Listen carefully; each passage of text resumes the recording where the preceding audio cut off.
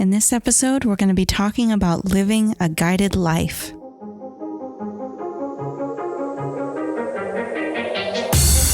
Welcome to Thriving Launch with Louise Congdon and Kamala Chambers, the show for heart-centered entrepreneurs who want it all. 5 days a week, we bring you different segments to inspire you to live a life of freedom. We interview the leading experts in the field of business, health, and love. Be sure to check out Training Tuesdays, where we give you a clear action plan to grow your own business. Maybe you can relate to this. When I was a full-time coach, keep repeating the same things to people over and over and over again, and it got to be kind of draining, and I wasn't really enjoying what I was doing anymore. So what I decided to do was record the things that I had to tell clients over and over and over again, and then I packaged those recordings together and sold them as an online course. If you're interested in creating and selling your own online course, head over to thrivinglaunch.com, and I have a free training for you on how to create and make passive income through your own online course.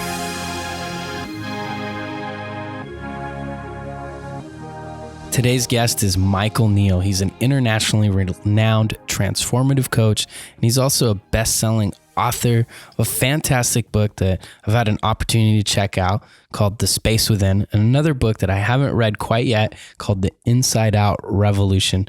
What Michael Neill brings to us today is fantastic. It's an incredible energy for us to really kind of settle in, slow down, and yet find new levels of productivity and success that maybe we haven't tapped into yet. Just a little tidbit more about Michael. His books have been translated into 17 languages. His videos, TEDx Talk has been viewed by over 150,000 people around the world. So it's my pleasure and honor to welcome Michael Neill onto the Thriving Launch podcast. Welcome to the show. Are you ready to launch? I am ready. You know, this topic is just so near and dear to my heart because I think that living a guided life is the only way I really know how to move through my life. It's what's most important. I know Luis. And as entrepreneurs, that's something that we can get really lost in, as people who are trying to find our mission and share something with the world and get our message out there. It can be really easy for us to get headstrong or wrapped up in how we have to do it or how it has to happen. And one of the practices I go back to is finding a way to listen and to be guided. And that's something I'm excited and really feel passionate to dive in with you today, Michael. Yeah, for me, it is really fundamental. People kind of do it within a project, anyways. So we sort of know if we're headed towards a goal, we know that we've got to kind of follow the inner movement if we're going to find our way there. It's rarely linear, but the fact that you can actually let your whole life be created that way sometimes is bigger than what most people envision living a guided life might look like. Yeah, it can mean a lot of things to different people, right? One thing living a guided life means to me is listening, is paying attention and noticing where I feel guided naturally and what feels like the most exciting choice, where the most clarity comes in, and I feel the most relaxed making the choice. It doesn't necessarily mean that I'm in my comfort zone, though. I'd love to hear more about your view of living a guided life, what that looks like. Well, the funny thing, just quickly, is that it also doesn't necessarily mean you're outside your comfort zone. The comfort zone becomes a whole different thing. It's not a navigational tool. It's just a point of interest. Oh, I'm uncomfortable about this. Oh, I find this easy. It's kind of like, sometimes I wear a red T-shirt, sometimes I wear a blue T-shirt. I think the listening piece is huge, though. Listening makes it sound sometimes, I think, like it's a voice inside, and it isn't for a lot of people, but it is an inner sense of direction. And I remember for me, the first time I really, really saw it, I used to do a process every year for myself and with my clients called Best Year Yet. And it's based on a lovely book written by a woman named Ginny Ditzler called Your Best Year Yet. And you'd set your 10 goals for the year, and you'd do monthly reviews. And, it's a very linear mathematical kind of a process. And one year I noticed at the end of January that I had done some stuff on my 10 goals, but that there was this whole other path that my life was taking that was nothing to do with them. And it was just kind of what I was doing in my spare time. It was what was happening anyways. And I got really interested in the difference between these two paths, the paths I had laid out and was trying to make happen, and the path that was laying itself out step by step so naturally that I didn't necessarily even feel like I was on it. And I kind of followed that through that year, and I began to see there is always what I call a path of the soul. There is always an unfolding if you're willing to wait for it to unfold, because it's just like a beat later than the one you make up in your head. It's not like wait for it for 10 years. It's just you get to the end of everything you know, and then there's a pause where you feel like there's nothing else, and that's when it shows up. I really resonate with that. And for me, one of the most recent times that was in my life was when Kamala came into my life.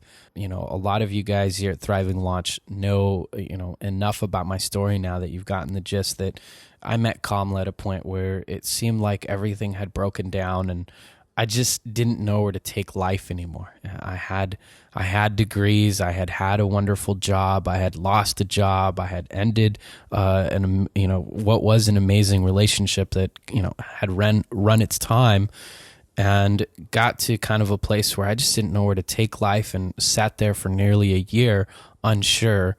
Kamala shows up, whisks me off, and really opens up the gateways to these other possibilities. And it wasn't the way that I envisioned my life going, but it was the way that I felt inspired to go. Like something about it was right.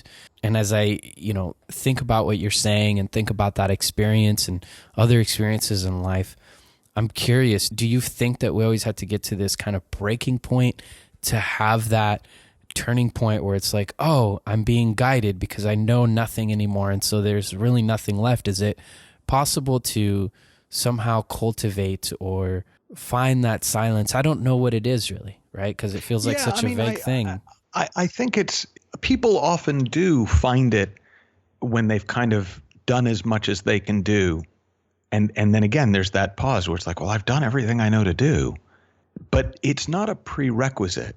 It's just that most of us are so sure the answer's in our heads that it's not till we exhaust our own will and our own head that we find it. For me, one of the metaphors I use for it is it's like getting a taste for good wine. Like if you drink cheap wine, and my wife and I did for years because we were students and that's what we could afford. Like you don't really notice. You just this is fine. This is great. But then you have really good wine and you see it's a whole different thing. It has flavor to it, and it has richness to it, and it doesn't give you a hangover, and it's this whole other thing. And then you kind of know you can't go back to drinking the cheap stuff. Like when you start to recognize where your inner sense of direction is taking you, and how beautiful that unfolding is compared to your best efforts, you kind of lose your taste for your own will, and you really develop a taste for this sort of dance with life that is always there. There's an old saying attributed to Nietzsche that those who danced were thought insane by those who could not hear the music. When you're living a guided life, you're dancing to an inner music, and like with music, you don't know what's happening next. But when you're really in the dance, you don't need to know, because you're just moving with the music as it plays. And that dance is, for me, one of the most thrilling experiences that's available to us in our lives. And by some beautiful kindness of the design, it seems to take us to the perfect place again and again and again. I've likened this to walking through a door that you can't come back through. Once you've lived or decided to live life with that listening and with the guidance and that inner knowing that is propelling you forward, you can't really go back. I think fortunately or unfortunately you can. It's just that you kind of when you go back, you feel a bit lost because there's something missing. That cheap wine just doesn't taste as like sweet. You can absolutely go back to cheap wine. It's just no fun anymore. When my first experience of this was when I was 15, hitchhiking around the United States. It was 1999, and I had no idea where I was going to go. We just basically went wherever the ride would take us. And for me, that experience was really important because it really showed me how just following the flow and following that inner guidance was so important for safety, for manifesting, for creating incredible experiences and attracting things. And I remember waking up one morning from a dream that we got picked up by a school bus. And I thought, well, that's a strange dream. And then we got dropped off right in front of a prison where it said, no, do not pick up hitchhikers for the next 100 miles. And I thought, we're going to be out in the middle of the desert with no ride. But circumstances happened where the next thing happened, we got picked up by a school bus. And so, that magic can really happen when we do follow that guidance. Well, and I think it's interesting. I love that. I have stories like that. I love it when it happens like that. And I think sometimes we wait for it to look magical and we don't notice that it's there in the ordinary moments too. It's there in deciding to have a cup of coffee versus a cup of tea.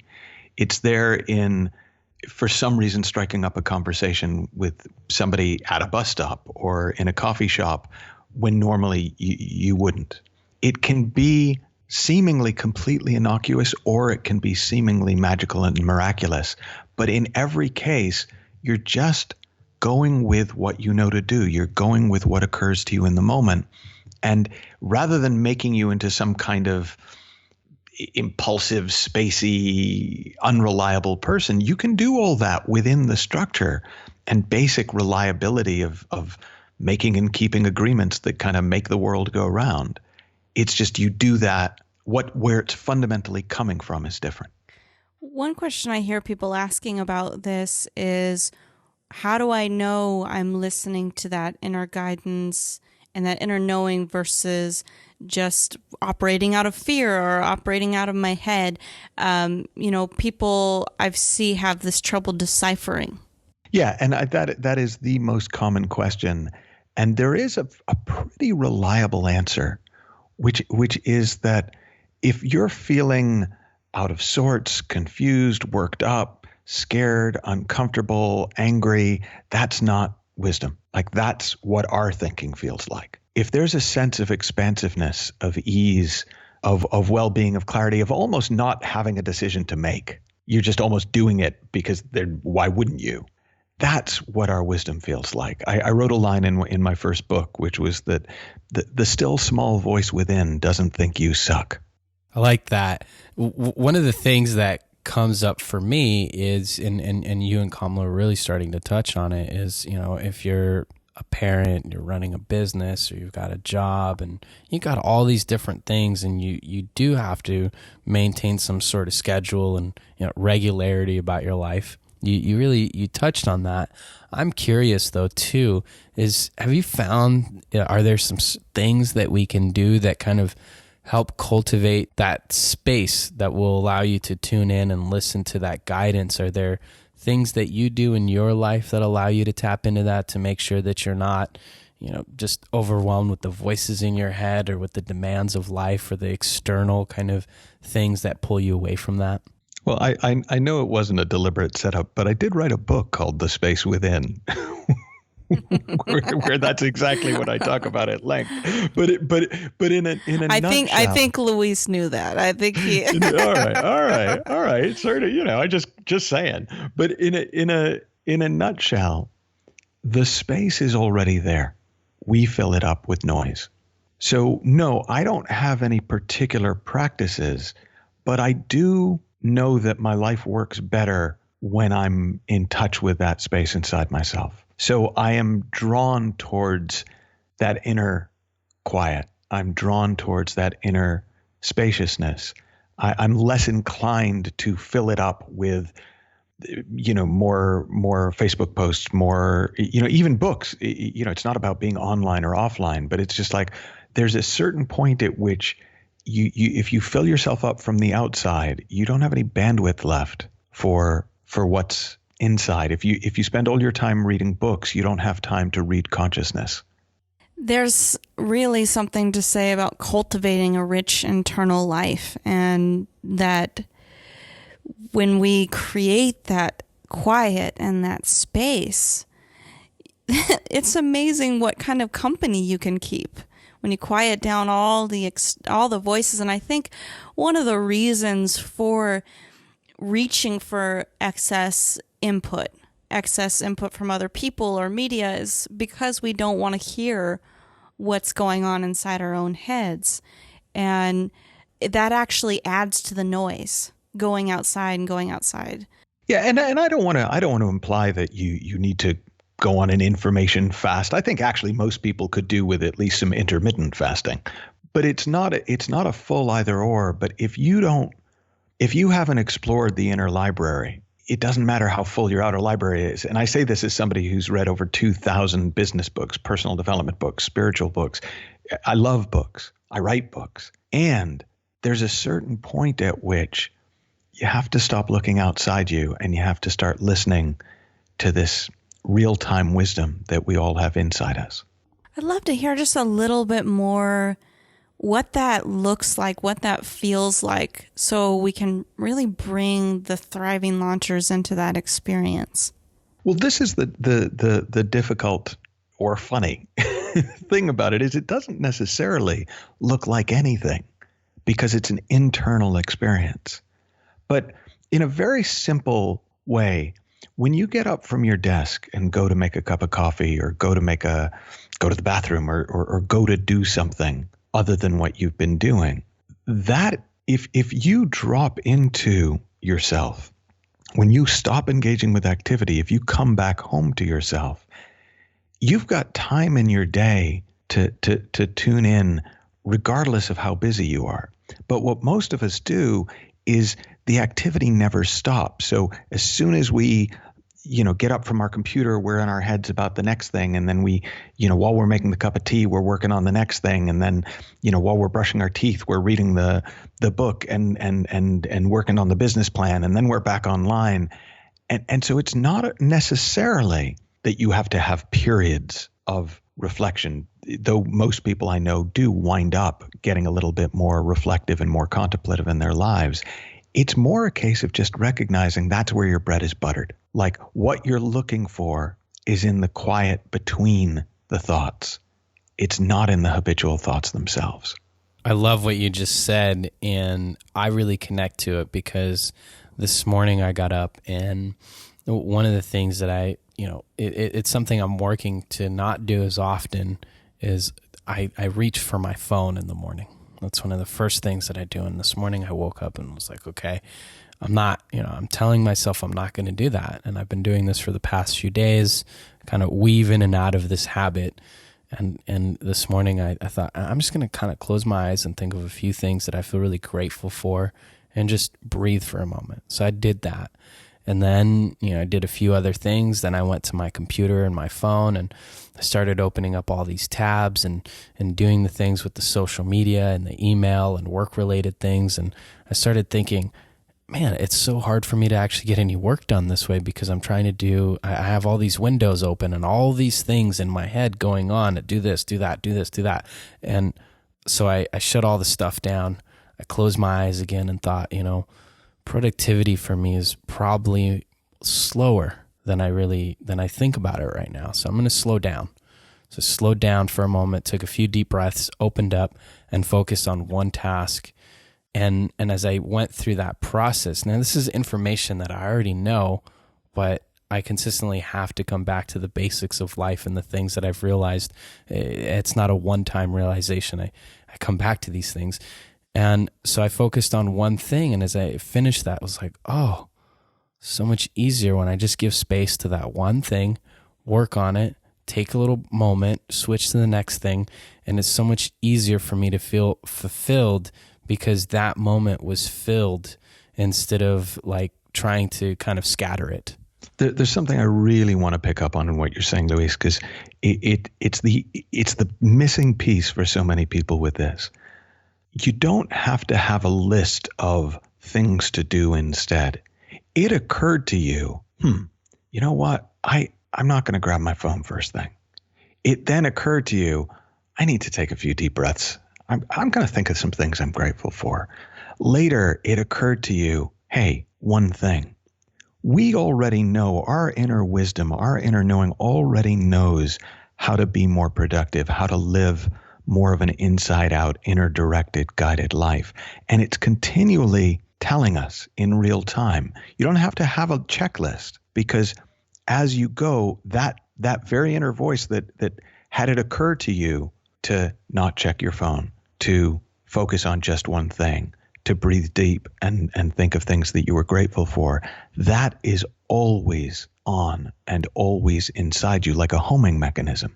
And you can rely on it. And that's the interesting thing, is the more you rely on it, the more reliable it is. I love that. It really reminds me of one of the interviews Nirmala that I did with Nirmala, and one of the things that he talked about is this kind of spontaneous realization or life occurring in the moment, and being very present and being led to, oh, this is what's next and this is what's next. And we can still have plans, but leaving space for that other part of ourselves that is ever present and moving moment by moment, and moving with that, even within a context of scheduling. So that's actually, with apologies, but something Kamala said that actually I say it doesn't look like anything, but I can actually say, like, one of the things that looks like in my business is we have to book things sometimes a year to 18 months in advance. But instead of trying to plan out a year ahead or plan out 18 months ahead, we now look to have my schedule about 40 to 50% set a year out. Because we need a certain amount of structure, we need a certain amount of things in place to maintain a business of the size and scope that we've got. But we know that what comes up along the way is often richer and more alive and more perfect than what we could plan.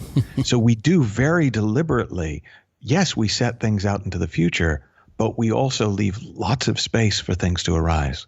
Thank you so much, Michael Neill. I really appreciate the reflection that you've given me today, the reflection that you've given all of us here at Thriving Launch. Just in this dialogue, in this conversation and chat, I feel like a part of me kind of came home more into myself, relaxed, slowed down, was very here with you. I want to thank you for bringing that energy into the world, and thank you for joining us here at Thriving Launch. Thanks for having me. You've been listening to the Thriving Launch podcast. For books and resources related to today's episode, make sure to head over to thrivinglaunch.com. We'll see you there.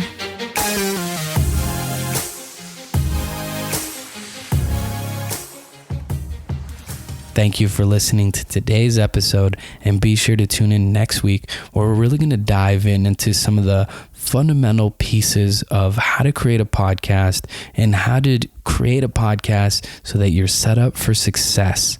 And of course, if you've enjoyed today's show, be sure to head on over to iTunes and let us know that you love the show, and subscribe so that you stay up to date on all of the episodes and all the great content we have coming for you.